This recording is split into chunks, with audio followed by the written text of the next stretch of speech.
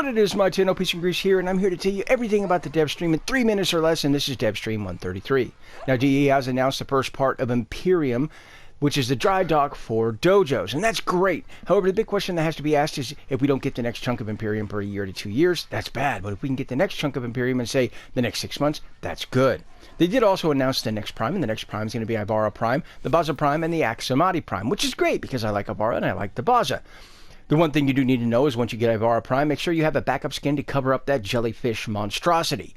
Now, the big question that I have is, since we already have a system in place in the Kubaliches, where if you get a Kubalich weapon and down the road you get the same exact Kubalich weapon, you can combine those two Kubalich weapons so you don't miss out on resources. Hey, DE, how about we do something like that with regular weapons? So if we have a regular Baza, for example, when the Baza Prime drops, we can actually combine the Baza into the Baza Prime and actually not lose out on those resources. Hint, hint, DE. Now, DE did also show us a new Equinox skin, but nobody cares because it's hideous. And they also did talk about the proposed changes to the Itzel.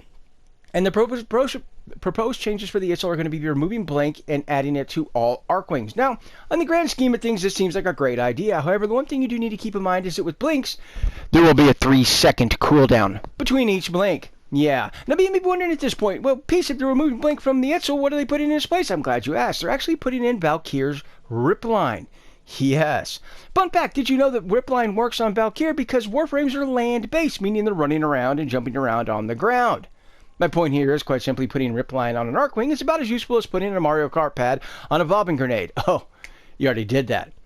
Now, the one big factor that DE just simply does not understand, comprehend, or is unwilling to is the fact that most people, like myself, use Itzel for the Cosmic Crush.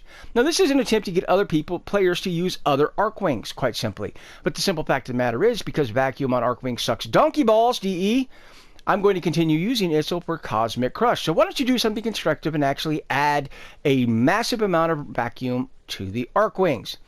But let me know what you think down in the comment section below about any or all of these changes. And until next time, peace and grease.